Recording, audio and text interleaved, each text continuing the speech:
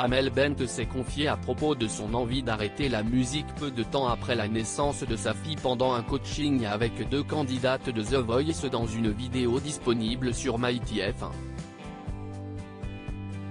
Des confidences pendant les coachings. Ce samedi 15 avril, les téléspectateurs ont découvert les premières battles de cette dernière saison de The Voice.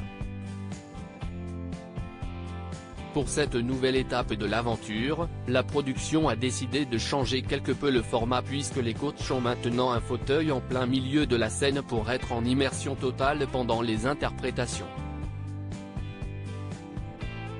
À l'issue de cette première soirée, de nombreux talents ont été sauvés, éliminés ou repêchés par Vianney, Amel Bent, Zazie et Big Flo et Oli. Et ce n'est que le début puisque les battles continuent dès ce samedi 22 avril sur TF1. The Voice 2023, une séance de coaching d'Amel Bent sous le signe des confidences pendant le prime des battles, les téléspectateurs découvrent seulement une courte partie des séances de répétition entre les coachs et leurs talents. Cependant, pour les plus curieux, les coachings sont publiés en intégralité au fil de la semaine en avant-première sur MyTF1.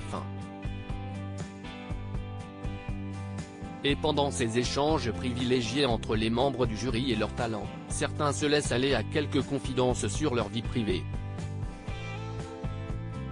En effet, pendant une séance de coaching, disponible ici, avec Zoé et Cilia, 2 mamans de jeunes enfants, Amel Bent s'est confiée à propos de son envie d'arrêter sa carrière lorsqu'elle a accouché de son premier enfant en 2016. Quand j'ai eu ma première fille, j'ai carrément renié la musique. Ça a soigné tous les endroits que la musique soignait avant en fait. Je n'ai plus besoin. Je n'avais plus besoin de chanter, a-t-elle expliqué à ses talents, partageant avec elle plusieurs similarités dans leurs histoires personnelles.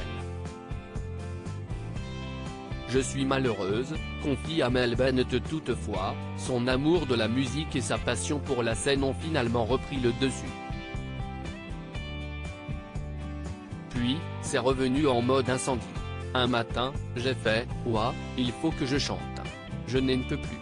Je ne suis pas moi, je suis malheureuse, je ne suis pas bien », a-t-elle continué avec un grand sourire.